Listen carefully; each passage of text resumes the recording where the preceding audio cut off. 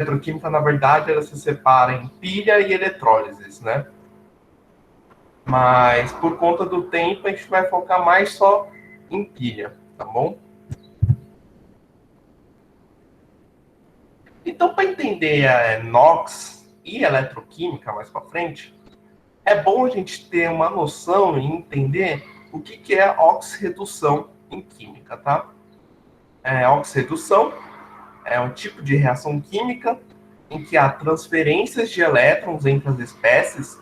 Quando eu falo espécies, eu posso falar de moléculas, átomos, íons e por aí vai, tá? Estou juntando tudo isso num grupo só. Então, há uma transferência de elétrons entre essas espécies, de forma que ocorra um processo de redução e, simultaneamente, um processo de oxidação. Essa é a ideia de oxidação. Alguma espécie vai transferir elétron para uma outra espécie. Como resultado, vai ter uma redução e uma oxidação. Então, o que é redução? Redução é um processo, tá, de ganho de elétrons. Então, quando uma espécie ganha elétrons, a gente fala que houve uma redução. Então, por exemplo, deixa eu pegar o pointer aqui, o laser. Eu tenho uma substância A, é uma substância genérica, meramente ilustrativa. Se esse A ganhar 2 elétrons, esse A vai ficar na forma de ânion, tá? Lembrando que ânion é aquele íon com carga negativa. Então vai ficar, por exemplo, A-2. Aqui teve um processo de ganho de elétrons, A ganhou elétrons. De quem? A gente vai ver mais para frente. Mas só de ter ganho elétrons, a gente pode falar que A reduziu. Tudo bem? E toda vez que alguma espécie reduz, a gente pode denominá-la de agente oxidante. Vamos entender por quê. Vamos entender primeiro o que é oxidação. Acho que oxidação já é um termo mais usual do nosso dia a dia, né? Que a gente fala, às vezes, quando vai falar de ferro, por exemplo. Oxidação é a perda de elétrons. É o oposto da redução. Então, olhando essa equação química genérica também, ilustrativa, uma substância B, de alguma forma, numa reação química, se transformou em B mais 2, ou seja, no íon de B, num cátion, que é um íon positivo. E se ele está com uma carga mais 2, quer dizer que ele perdeu 2 elétrons na camada de valência. E é justamente esses 2 elétrons que saem da espécie que está oxidando, esses 2 elétrons aqui vão fluir, vão ser transferidos para a espécie que vai reduzir. Então, por isso que a gente fala que quando uma espécie reduz, ela é o agente oxidante. Esse agente oxidante, em tese, a gente está falando que essa espécie reduzindo está meio que induzindo a oxidação de outra espécie. Está forçando a oxidação de outra espécie. Está forçando outra espécie química a perder elétrons. Assim como quem está oxidando, quem está perdendo elétrons, é o agente redutor. Por justamente estar perdendo elétrons, está doando esses elétrons para um outro lugar, ele está forçando a redução de alguém, está induzindo alguém a reduzir, a ganhar elétrons. Então, fiquem bem atentos a essa relação. Um agente oxidante reduz e um agente redutor oxida. Agora sim, vamos para NOx. NOx, na verdade, é a abreviação de número de oxidação. E é a carga positiva ou negativa. Aqui eu não coloquei, mas considere que é uma carga real ou parcial. Tem casos que vai ser de fato a carga real. Tem fatos, depende da circunstância, que vai ser carga parcial. Que um átomo de um elemento químico adquire quando participa de uma ligação química. Tá? Então, a partir do momento que um átomo participa de uma ligação química com um outro elemento químico, esse átomo vai adquirir uma carga, e ela vai ser positiva ou negativa. Se a carga, que é o NOx, né, vamos utilizar o termo certo, NOx, for um número negativo, quer dizer que aquele átomo, naquela ligação química, ele está com maior quantidade de elétrons da ligação. Então, lembrando que ligação química tem elétrons envolvidos, certo? Então, se o NOx de um átomo está negativo, quer dizer que esses elétrons da ligação estão mais próximos dele. De outra forma, se for um NOx positivo, quer dizer que o átomo, naquela ligação química, está com déficit de elétrons. Então, os elétrons estão um pouco mais afastados desse átomo na ligação química. Beleza? E esse NOx é justamente a informação necessária para, em uma reação química redox, redox é a abreviação para oxirredução. Então, toda vez que eu falar redox, vocês se lembrem da oxirredução que a gente acabou de ver. É a informação necessária para determinar quem está reduzindo e quem está oxidando. Alguma dúvida por enquanto? Não sei se o Jim já entrou ou não. Bom, vou passar. NOx tem algumas regras, tá? São algumas observações químicas que a gente acabou tabelando tudo isso em regrinhas para ajudar no entendimento e no estudo de NOx, tá? Então, eu tinha falado que NOx é o valor, é a carga parcial que um átomo assume quando realiza uma ligação química. Mas essa ligação química tem que ser com um átomo diferente, ou seja, tem que ser um átomo de um outro elemento químico. Se for com um átomo do mesmo elemento químico, então vai se caracterizar uma substância simples, e toda substância simples tem NOx igual a zero. Então, alguns exemplos, o O2, que é o gás oxigênio, você só tem átomo de oxigênio ligado a átomo de oxigênio, tá? Então, você não vai ter uma diferença de um átomo atraindo mais elétrons que o outro. Aqui entra muita questão de eletronegatividade, que a gente já viu. O gás hidrogênio também só tem hidrogênio na molécula, não tem nenhum átomo de elemento diferente. Então, o NOx vai ser igual a zero. O átomo de hidrogênio vai ter NOx mais 1. A única exceção é se for um hidreto, que vai ter esse hidrogênio vai assumir um NOx de menos 1. O hidreto é quando o hidrogênio se liga a um metal, por exemplo, hidreto de sódio. Mas, em via de regra, na maioria das vezes, a não ser que seja uma exceção muito da exceção, pensando em vestibular, os NOx do hidrogênio vão ser mais 1. Não vão ser situações de hidreto. Família 6A, com exceção dos metais, ou seja, os não metais da família 6A, oxigênio, enxofre e selênio, NOx menos 2. Se o oxigênio participar de um peróxido, então esse NOx do oxigênio muda para menos 1. Mas, de novo, é uma exceção esse peróxido. A gente encontra mais oxigênios com NOx menos 2 do que em peróxidos, tá? Metais alcalinos, família 1A, e a prata, NOx mais 1. Metais alcalinos terrosos, ou seja, a família seguinte, família 2A, e o zinco, NOx mais 2. E isso só em substâncias compostas, tá? Se esse zinco, por exemplo, for o zinco metálico, não tiver ligado a nenhum outro átomo diferente, então entraria na definição de substância simples. Então o NOx seria zero. Então considere que nesses casos, esses átomos estão realizando uma ligação química com outro átomo diferente. Halogênios, NOx menos 1.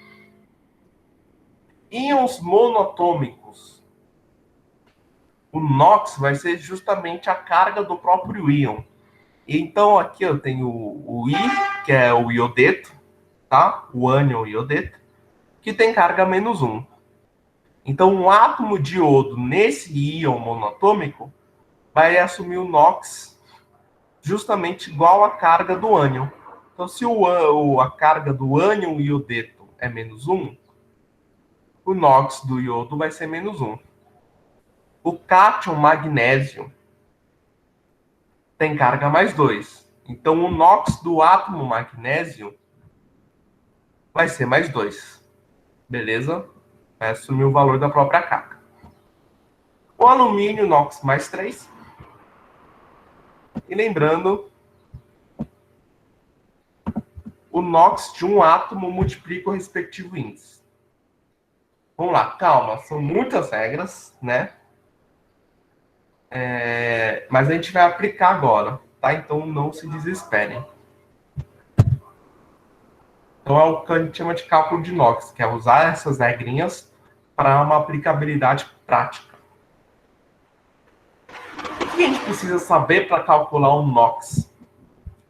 Saber que em substâncias compostas neutras, ou seja, substâncias compostas que não tenham carga, nem positiva ou negativa, a soma dos NOx de todos os átomos participantes tem que ser igual a zero. E se for um íon composto, ou seja, se for uma substância formada pela ligação de mais de um átomo diferente e tiver carga, vai ser um íon composto, a soma de todos os NOx dos átomos participantes das ligações tem que ser igual à carga desse íon. Então, eu coloquei dois exemplos aqui e eu pergunto qual vai ser o NOx do carbono, no primeiro exemplo, à esquerda, e do Cr, que é o cromo, à direita. E eu relembrei que uma coisa importante no cálculo de NOx, que o NOx de um átomo multiplica o respectivo índice. E o índice é justamente esse númerozinho embaixo, que indica quantas vezes o átomo ao lado, à esquerda desse número, aparece na molécula, tá? Então esse eu vou fazer junto com vocês. Destaquei aqui, em vermelho, nas duas moléculas, o oxigênio. Pelas regrinhas, a gente viu que o oxigênio tem NOx igual a menos 2. A exceção são em peróxidos. Como não tem nenhum peróxido aqui, então a gente mantém a regra do menos 2. Então a carga do oxigênio é menos 2. Porém, quer dizer, o NOx do oxigênio é menos 2. Porém, aqui no caso do CO2, temos um índice 2 para o oxigênio. Então, para fazer o cálculo do NOx, tem que multiplicar o NOx do oxigênio vezes o índice 2. Então, menos 2 vezes 2 é igual a menos 4. Beleza, primeira parte. Vamos olhar aqui do outro lado para... Esse daqui é o bicromato, tá? É o ânion bicromato. Temos um índice 7 para o oxigênio. NOx menos 2, então menos 2 vezes o índice 7, igual a menos 14. Fiquem atentos que ó, o CO2 é uma substância composta neutra e o bicromato é um íon composto de carga menos 2. Próximo passo.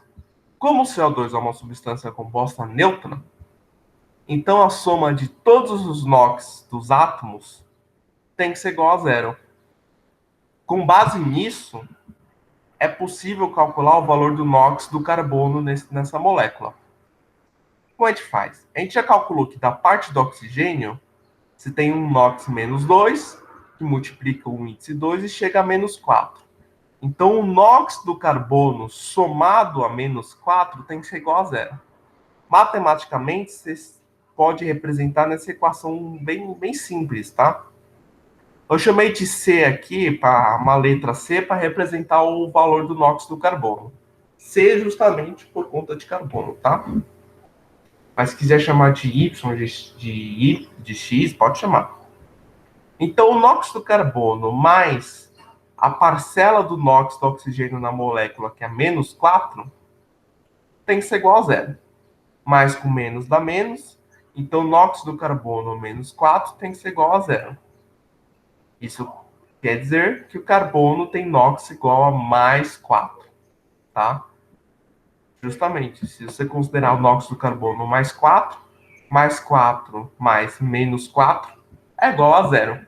Está de acordo com a regra aqui do cálculo de NOx para substâncias compostas neutras. Vamos ver então agora aqui do lado direito o íon composto, bicromato. A gente já calculou que a parcela do NOx do... aqui tem um errinho, né? Na verdade, menos 2 vezes 7 era para ser aqui, que dá menos 14. Deixa eu só corrigir isso rapidinho. Passar com uma caneta em cima mesmo. 7 e aqui fica 14, tá? Só para não confundir vocês. Aqui a gente tem um 7. Beleza. Então a gente viu que por parte do oxigênio, no cálculo de NOx, ele vai contribuir com uma parcela aí de menos 14, porque é o NOx do oxigênio menos 2, vezes o índice 7 aqui, que dá menos 14. O cromo, ele vai ter o NOx, e a parte do NOx do cromo, somado com esse menos 14, tem que ser igual à carga do íon, tá? Porque é um íon, então tem que ser igual à carga do íon. Então tem que ser igual a menos 2, tá? Entra já nessa situação aqui. Então eu coloquei, para representar o NOx do cromo, eu usei justamente o CR, a sigla do cromo. Podia usar X, ou Y, ou Z, você que escolhe. Uma mera representação matemática. Então, 2 vezes esse CR, esse NOx do cromo, aí você me pergunta, nossa, mas por que 2 vezes? Justamente, o NOx do cromo, independente de qual vai ser esse valor que a gente vai achar, de alguma forma ele vai multiplicar por esse 2, que é o índice do cromo. Então, 2 vezes esse NOx do cromo, somado a menos 14, que tem que ser igual a menos 2, tá? Aqui a gente não somou o NOx do carbono, não multiplicou o NOx do carbono por nada, porque o índice do carbono aqui não aparece. Então, quer dizer que é igual a 1. Aqui, como tem esse índice 2, então esse 2 vai multiplicar esse valor de NOx que a gente vai achar. Então, 2 vezes o cromo, 2 vezes o valor do NOx, mais menos 14, que é a parte do oxigênio, que é igual a menos 2. Se atentem bastante aos sinais, tá? Coloquei aqui entre parênteses, como está negativo, uma somatória de um número negativo resulta em negativo, mais com menos dá menos. Então, 2 vezes o NOx do cromo, menos 14, é igual a menos 2, que é a carga do íon. Transferindo esse menos 14 para o outro lado, tá? Agora uma álgebra matemática. Troca o sinal, então menos 14 passa como mais 14. Menos 2 mais 14 é igual a mais 12. Então, 2 vezes o NOx do cromo é igual a mais 12. Esse 2 passamos para o outro lado dividindo, tá? Operação inversa da multiplicação. Então, o NOx do cromo, do átomo de cromo, nesse íon, nessas ligações químicas, é igual a 12 dividido por 2, que é igual a menos mais 6, tá? 6 positivo. Então, no carbono, no CO2, NOx mais 4, e o NOx do cromo no íon bicromato, mais 6. Alguma dúvida nesse cálculo? No chat, alguma coisa, eu não consigo ver, então se alguém quiser abrir o microfone.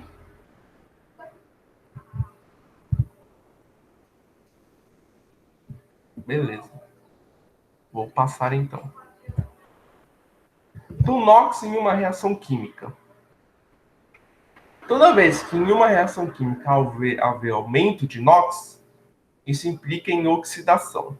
Toda vez que tiver diminuição de NOx, isso implica em redução. A gente vai ver com calma. Coloquei aqui uma reação química, zinco metálico, tá? O zinco tá sozinho, não tá ligando com ninguém. Mais 2 mol de HCl, que é o ácido clorídrico, formando, lembrando que antes da seta são os reagentes numa equação química. E depois o que se produz, são os produtos. Formando cloreto de zinco, ZnCl2, mais gás hidrogênio.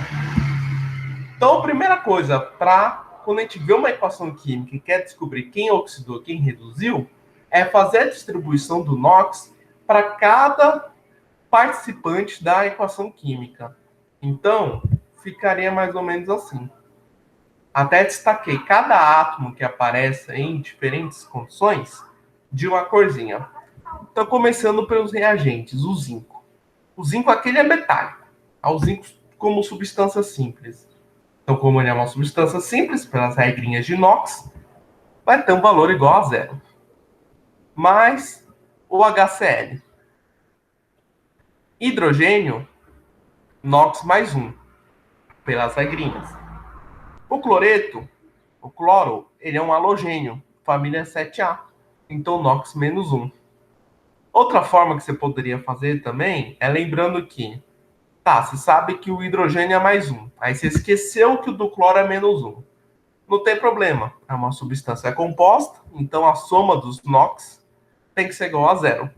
Então, quinox de cloro, somando com mais 1 de hidrogênio, daria igual a zero. Menos 1, né? Mais 1 com menos 1 dá igual a zero. Aqui já nos produtos, o cloreto de zinco. A gente viu que o zinco, junto com os átomos da família 2A, tem NOx igual a mais 2. De novo, o cloro, halogênio, NOx menos 1. Porém, agora o cloro, diferente do HCl, ele está com índice 2. Esse índice 2 vai multiplicar o NOx do cloro. Então vai ser menos 1 vezes 2, que é igual a menos 2, tá? E se você fizer a soma aqui também, mais 2 com menos 2, dá zero. Então ainda aquele cálculo de NOx prevalece quando montar uma equação química. E o gás hidrogênio é uma substância simples, então NOx igual a zero. Então vamos determinar quem oxida. Aqui eu já até coloquei a resposta, mas vamos entender o porquê que é o zinco. Lembra que eu falei que quando há aumento de NOx, há uma oxidação? Então o zinco antes da seta está com NOx igual a zero. Depois da seta, o NOx do zinco é igual a mais 2. Então, de 0 para mais 2, houve um aumento do NOx. Isso implica que o zinco oxidou. E quem reduz? Quem reduz é quem diminui o NOx. Então, aqui no HCl, o cloro está com NOx menos 1. Quando há a reação e a formação do cloreto de zinco, esse cloro aqui nessa molécula vai para um NOx menos 2, tá? Justamente por conta da multiplicação do índice com o NOx do cloro. Então, o cloro vai de menos 1 no HCl para menos 2 no cloreto de zinco. Então, houve uma diminuição, né? Ficou mais negativo. Isso quer dizer que o cloro reduziu, ganhou elétrons. Mas aqui a gente tem que tomar um cuidado. Quando fala quem reduz, a gente viu que é o átomo de cloro que está tendo esse processo de alteração de NOx. Mas para falar quem é que está reduzindo, quem é o agente oxidante, a gente fala a molécula toda, tá? Então aqui, mesmo que seja o cloro que esteja tendo essa variação, a gente fala que é o HCl que está reduzindo, ou HCl que é o agente oxidante. Tudo certo? Alguma dúvida? Eu não tô com eu não tô com o meu celular por perto, então eu não tô tendo uma noção muito da hora. A aula acaba 1h15, mas acho que a gente está no tempo ainda. Agora a gente vai ver eletroquímica, tá? Eletroquímica, vamos acompanhar esse mapinha aqui. Eletroquímica estuda a interconversão entre energia química e energia elétrica, tá? Por que interconversão? Porque tem casos que vai ser transformação de energia química em energia elétrica e tem casos que vai ser o oposto, tá?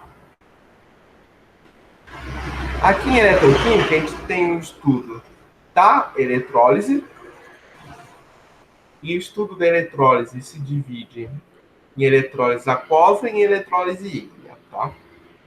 Eletrólise é um processo não espontâneo.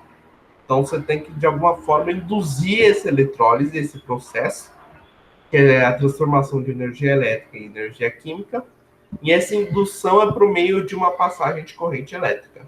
Estou falando brevemente de eletrólise porque não vai dar tempo da gente ver ela a fundo. Então, só para vocês terem uma noção da base dela.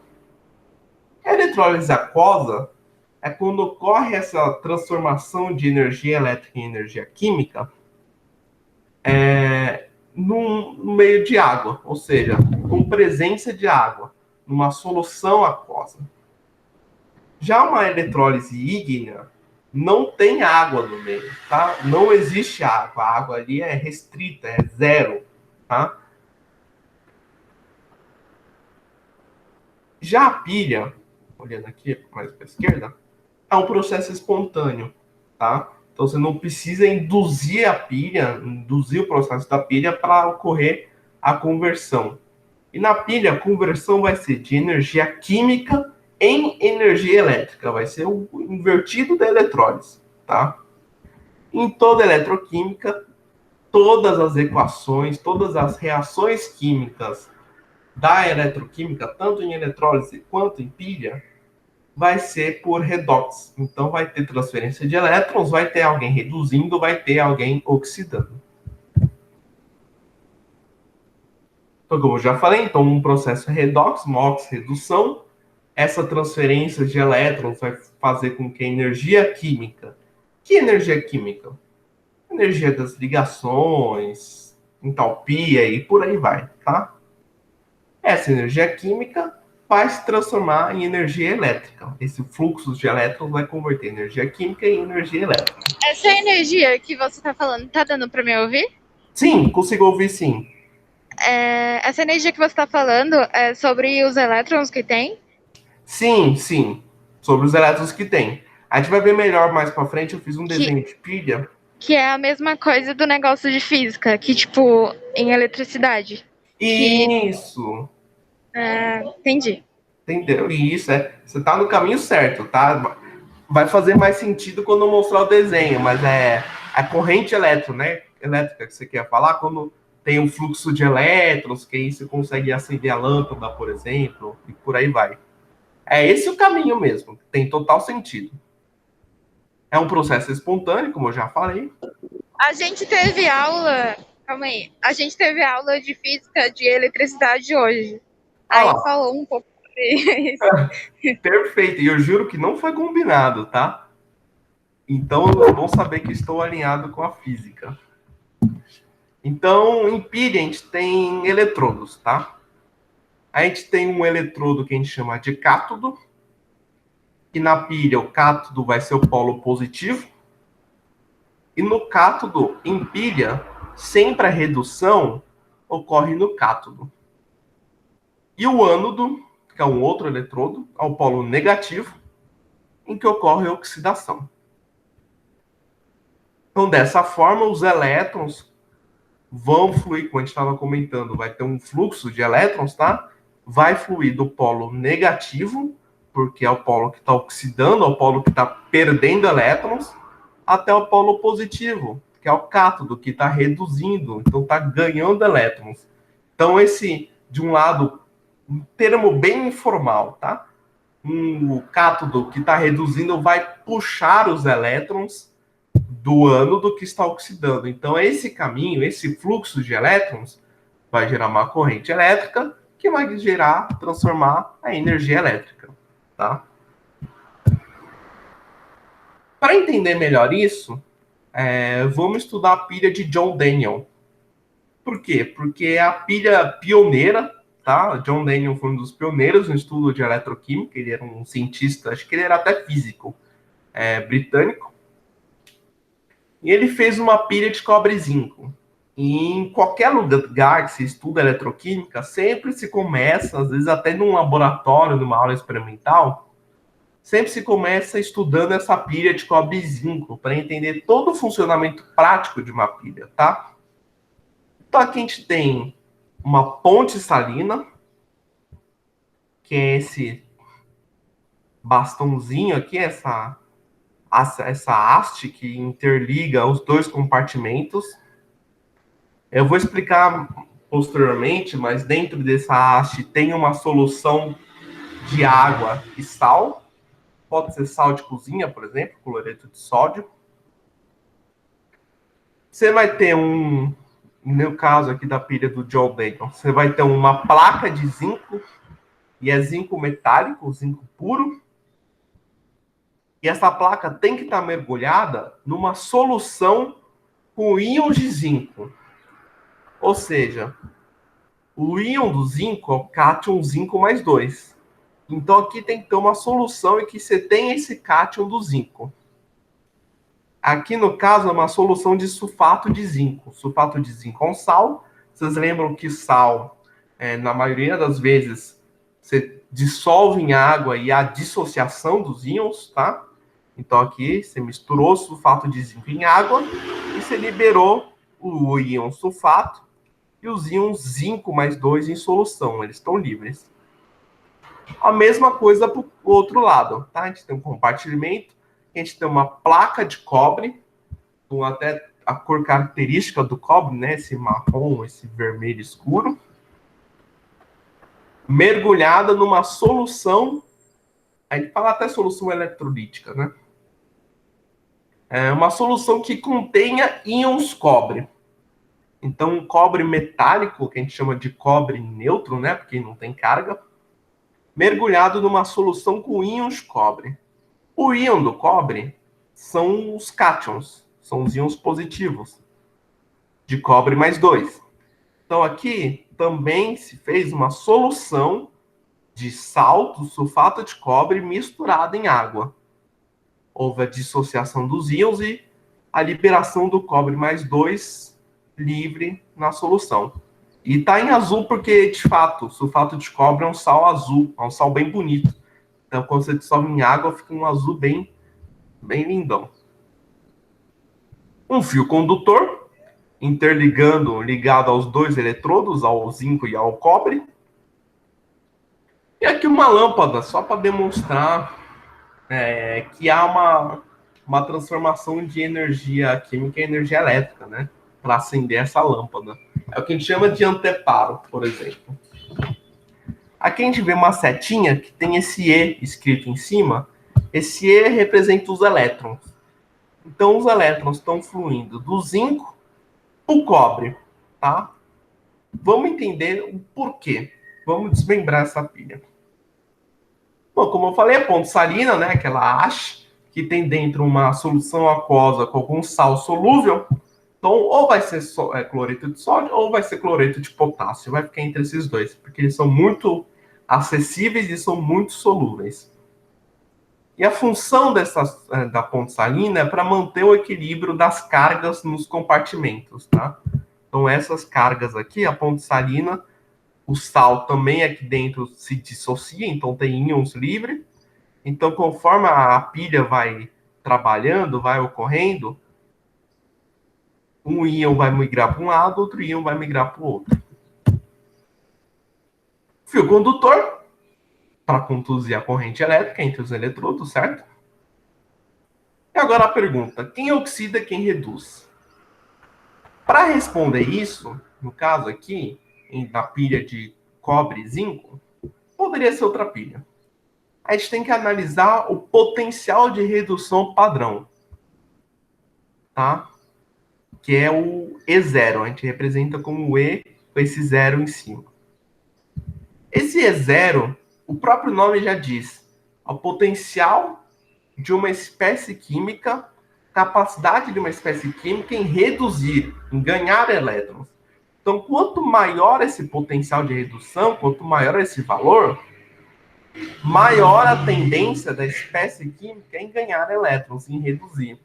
Então, recebendo esses elétrons, ela vai fazer parte do cátodo, porque na pilha o cátodo é quem reduz, certo? Então, olhando aqui, eu coloquei o potencial de redução do zinco e o potencial de redução de cobre. Esses potenciais de redução, tem até cálculos que dá para calcular eles. Eles são obtidos experimentalmente, tá, em laboratório, e são todos tabelados. Já se tem uma tabela enorme com todos os potenciais de redução de várias espécies químicas reduzindo, tá? Esses valores eu não tirei da cabeça, eu tirei de uma tabela. Então, se tiver algum exercício de pilha, esses potenciais de redução vão ser dados para vocês. Vocês têm que saber interpretar eles, saber o que eles significam. Então, por exemplo, o potencial de redução do zinco é menos 0,76 volts. Esse V aqui significa volts, a unidade de medida do potencial de redução. No caso, é positivo e negativo? Nesse caso, sim. Nem sempre os dois vai ser um negativo e um positivo. Você pode encontrar uma outra pilha em que sejam dois positivos, sejam dois potenciais de redução positivo. O intuito é comparar quem é maior, quem é menor. Então, se você tiver dois potenciais de redução positivo, você tem que ver quem que é o maior. Ou você pode ter dois potenciais de redução negativo, sei lá, numa pilha muito maluca aí. Aí você tem que ver entre os dois potenciais negativos, quem que é o menos negativo, então quem que é o maior. Então, não é regra, não é regra que sempre os eletrodos têm que ter um potencial de redução negativo e o outro tem que ter um potencial de redução positivo. Nesse caso da pilha de cobre e zinco, ocorreu, coincidiu. Mas nem sempre vai acontecer isso, tá? É importante você saber o que significa e saber comparar os potenciais de redução. Ficou claro? Sim. Então, olhando aqui, o do zinco é menos 0,76. O do cobre é mais 0,15. Eu coloco esse sinal de mais e menos justamente para ficar explícito que é negativo e positivo. Então, comparando, não tem nem discussão que o do cobre é maior do que o do zinco, certo? O do zinco é um potencial negativo e o do cobre é um potencial positivo aqui. Então, o potencial de redução do cobre em comparação ao zinco, é sempre bom lembrar, em comparação ao outro eletrodo, é maior. Então, o cobre tem maior capacidade em reduzir e em ganhar elétrons. Por isso, o cobre nessa pilha vai ser o cátodo. Por consequência, o zinco vai ser o ânodo. Então, se o zinco tem o menor potencial de redução, a gente pode concluir que ele tem a maior capacidade de oxidar, né? Se ele não reduz, quer dizer que ele oxida. Por isso que ele está no ânodo. Em pilha, a gente tem o cálculo de DDP.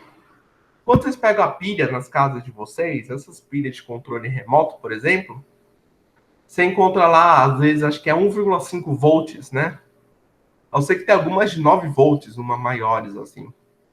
Esse valor que aparece na pilha é justamente a DDP, a diferença de potencial entre os eletrodos, entre o cátodo e o ânodo da sua pilha. Então, como se calcula essa DDP da pilha? A gente faz o potencial de redução maior menos o potencial de redução do menor, tá?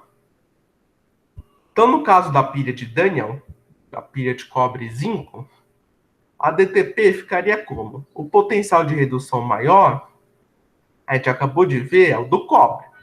Então, 0,15 menos. O potencial de redução menor, na comparação, foi do zinco, de valor menos 0,76. Então, vai ser 0,15 menos 0,76, tá? Esse primeiro menos é a parte da fórmula, e esse segundo menos é o que a gente tem que levar em conta, porque é o valor negativo do potencial de redução do zinco, tá? Até coloquei em parênteses para ficar explícito. Menos com menos, matematicamente, dá mais. Então, isso daqui vai resultar em 0,15 mais 0,76, que é igual a mais 0,91 volts. Então, DDP, a diferença de potencial dessa pilha de cobre e zinco, é igual a mais 0,91 volts. Se o DDP for menor que zero, a pilha não funciona. Então, eu falei que sim, a pilha é um processo espontâneo, mas se você fazer uma montagem, uma combinação de diferentes eletrodos, e o cálculo dessa DDP dá menor que zero, então é um caso da pilha não funcionar, então ela não vai ser espontânea. Então, como sempre em química, a gente tem uma regra e tem algumas exceções. Então, a exceção da espontaneidade da pilha é justamente se a DDP dela for menor que zero, tá? Então, aqui a gente tem o mesmo desenho, tá? O mesmo esquema. Porém, eu considerei aqui que a pilha já está ocorrendo. Já está tendo todas as transferências de elétron, cobre reduzindo, zinco oxidando, os elétrons fluindo pelo fio condutor para chegar até o cobre, e a lâmpada funcionando, a lâmpada acesa. Vamos analisar, então, as consequências na pilha. Então, as consequências de uma oxidação ou de uma redução. Então, aqui a gente já estabeleceu, né, que o zinco metálico vai ser o ânodo.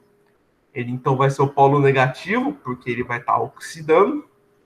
E o cobre é o polo positivo, que corresponde ao cátodo, porque o cobre vai estar reduzindo.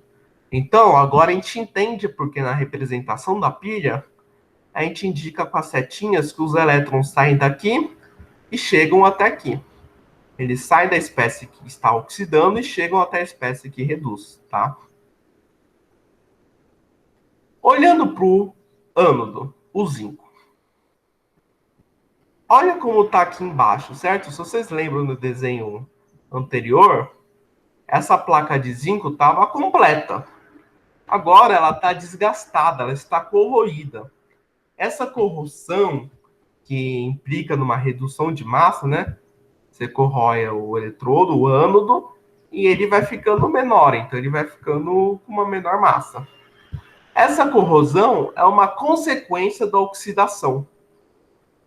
Por outro lado, a consequência da redução no cobre vai ser o aumento de massa. Então, vai aumentar a massa do cobre metálico, tá? Lembrando, cobre metálico. Pode até ver aqui embaixo o quanto de cobre metálico que está sendo formado e se depositando em cima da plaquinha de cobre que a gente deixou na solução. Então, a consequência da redução no eletrodo, no cátodo, é o ganho de massa do metal ali, da espécie que você está utilizando.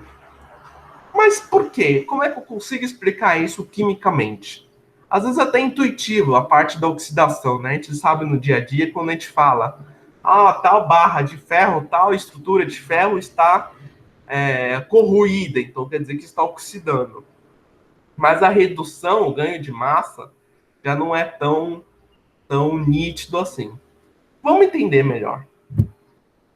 Para a gente entender essa consequência visual macroscópica, a gente tem que ter um entendimento microscópico. E para ter esse entendimento microscópico, a gente tem que ter uma representação. Então, no caso aqui, o que vai nos ajudar a entender essa corrosão e esse ganho de massa são as semi-reações. Então, a gente tem uma semi-reação de oxidação e uma semi-reação de redução. E por meio dessas semi-reações, a gente chega na equação global, ou seja, a equação química final que representa todos os processos químicos que acontecem nessa pilha. Na semi-reação de oxidação, que é o ânodo, certo? O zinco, a gente coloca o zinco sólido, né, a plaquinha de zinco, como um reagente antes da seta, e ele aos poucos vai perder os elétrons, né, vai doar esses elétrons, vai oxidar, e vai formar zinco mais 2, ou seja, o cátion do zinco. Mas como eu sei que é o zinco mais 2? Bom, aqui é aquela tabelinha de cátions e ânions que a gente mostrou para vocês no estudo de sais, por exemplo. O cátion do zinco, ele tem carga mais 2. Por isso que ele perde 2 elétrons, né? Ele perde 2 elétrons, por consequência, ele forma o cátion mais 2. Se fosse, por exemplo, alumínio, o alumínio tem cátion mais 3. Então, quando o alumínio oxida, ele doa 3 elétrons. Por aí vai. Já o cobre, no cátodo, está tendo a redução. Então, esses 2 elétrons que estão saindo do ânodo, eles vão chegar até o cobre, até o cátodo, tá? Esses elétrons, eles vão sentir atração pelo cobre em forma de cátion, que está ali naquela solução. Lembra no começo que eu falei que tem que ter uma solução com o íon do metal correspondente à plaquinha que você está usando? Então, a gente tinha uma placa de cobre puro, metálico, numa solução com íons cobre, que são esses íons. São justamente esses íons cobre mais 2 que são cátion, vão sentir atração pelos elétrons que estão chegando ali no eletrodo, vai ter a redução do cobre, esse aqui significa aquoso, tá? Então, é esse íon cobre misturado em água.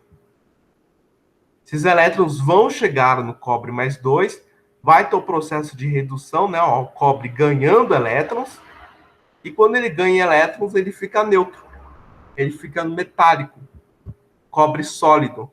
Então, por isso, esses cobres que estão em solução em forma de cátions, eles que vão receber os elétrons que chegam no cátodo para formar o cobre metálico que vai, por interação, vai se depositando ali naquela plaquinha de cobre que a gente tinha colocado no início da pilha, tá?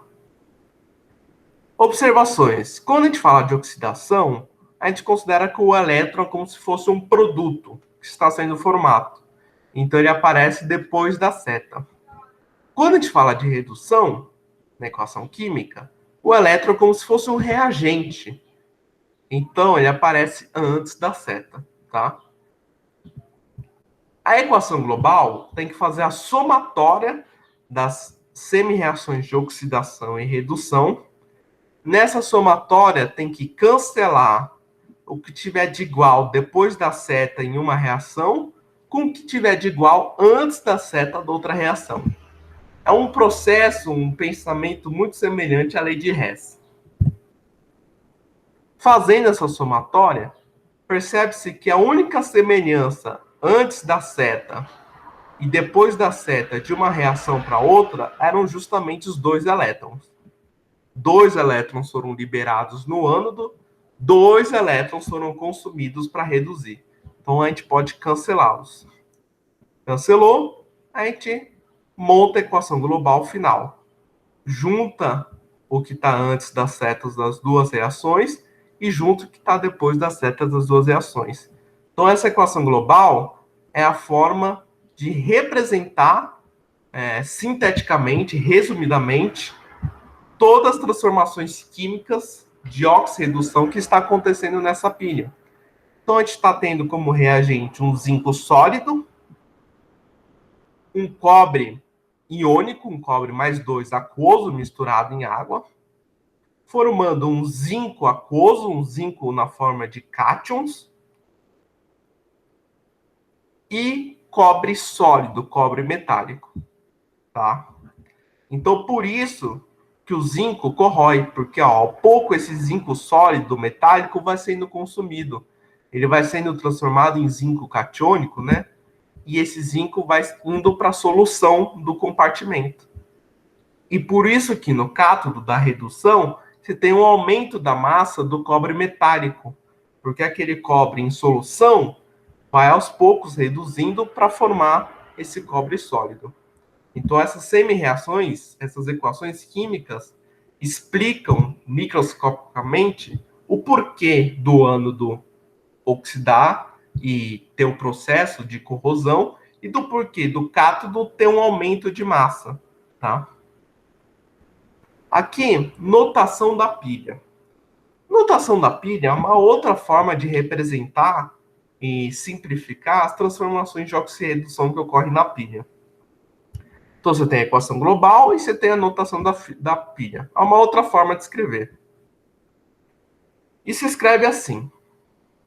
No caso aqui na pilha de cobre e zinco, fica zinco sólido, barra. Já vou explicar, tá? Barra zinco mais 2, o cátion de zinco aquoso. É sempre bom não. Tem que pôr, entre parênteses aqui, o estado físico em que essa espécie se encontra. Então, S para sólido, aqui é para aquoso e por aí vai. 2 barrinhas, cobre mais 2, cátion do cobre aquoso, barrinha cobre sólido. Como entender, então, a lógica dessa notação? Você pode entender como o sentido dos elétrons, então, os elétrons saem da ponta esquerda, então saem do sólido, do zinco sólido, e vão até a ponta direita para formar o cobre sólido, formando aqui os intermediários, né? Forma o zinco em cátion e consome o cobre em cátion.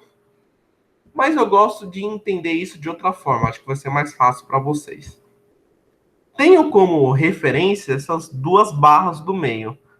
Você pode até entender que representa a ponte salina. Eu já vi explicação, assim, que para fins didáticos você pode meio que representar como se fosse a ponte salina, tá?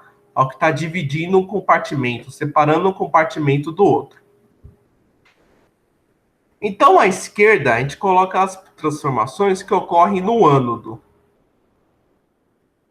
Então, aqui, antes das duas barras, é toda a transformação química que ocorre no ânodo. Primeiro, a gente coloca o ânodo antes, que era o zinco sólido. Então, pensa antes de ligar a pilha, por exemplo. E depois da barra, vem o ânodo depois. Ou seja, o zinco oxidou e formou o zinco cátion, zinco mais 2. À direita das duas barras, a gente coloca as transformações químicas que ocorreram no cátodo. Justamente, primeiro a gente coloca a situação antes. Então, antes da pilha funcionar, você tinha ali o cobre mais 2 aquoso. A gente fez a soluçãozinha ali, beleza. Depois, como consequência, esse cobre mais 2 reduz e forma o cobre sólido que vai se depositar na placa de cobre. Tá? Eu acho que esse entendimento aqui, de antes e depois, e de ânodo e cátodo, é mais fácil para montar a notação da pilha. Alguma dúvida por enquanto? Não. Beleza. Vocês entenderam o que a gente estava comentando antes, né? Que é justamente esses elétrons que estão fluindo, ao que vai formar a corrente elétrica aqui, essa corrente elétrica que vai ser capaz de acender a lâmpada. Então, a transformação da energia química, então toda a energia química que está sendo transformada nessas reações, transformando-se em energia elétrica para acender a lâmpada. Ficou claro, né? Sim. As referências que eu usei. Alguém poderia me falar que horas são, por favor? Agora são 1 e 3. 1h13? 1h13 ou 1h13? 13. Nossa, perfeito. A aula acabou 1h15, né? Vocês Aham. querem tentar fazer esse daqui? É um exercício de inox. Até coloquei aqui, se der tempo. Não coloquei nem exercício de pilha, que exercício de pilha costuma ser trabalhoso. Mas eu posso mandar uma lista para vocês. Vocês querem tentar fazer esse rapidinho? É melhor você fazer junto. Tá bom. Aqui é só para calcular o NOx do nitrogênio, do átomo de nitrogênio, em cada uma dessas espécies. Então, no N2O, o NOx do oxigênio é menos 2. Então, a parte do NOx do nitrogênio vezes 2, porque tem um índice 2 no nitrogênio, somado a menos 2, tem que dar 0. Então, se a gente considerar o NOx do nitrogênio mais 1 vezes 2, dá mais 2. Nossa senhora. Finge que são 2 bem feio. Mais 2 com menos 2 dá 0. Então, o primeiro caso aqui, o NOx do nitrogênio é mais 1. No N2, não tem nenhum outro elemento químico participando da molécula. Você só tem o átomo de nitrogênio. Então, é uma substância simples. Por ser uma substância simples, o NOx é igual a 0. Então, mais 1, 0. E por último, é o ânion nitrato. NO3-, tá? Menos 1. O NOx do oxigênio é menos 2. Porém, para calcular, você tem que multiplicar o índice. Então, o índice do oxigênio, nesse caso, é 3. 3 vezes menos 2 é menos 6. Então, o NOx do nitrogênio somado a menos 6 tem que ser igual à carga do ânion. Porque aqui a gente está falando de um íon composto. Então, tem que ser igual a menos 1. Então, que valor somado a menos 6 é igual a menos 1? Mais 5, certo? 5 com menos 6, ou menos 6 mais 5 é menos 1. tá? Então, a resposta aqui vai ser mais 5. Então, a ordem é mais 1, 0 e mais 5. Alternativa C. Entenderam? Sim. Então, é isso, pessoal. Muito obrigado pela aula.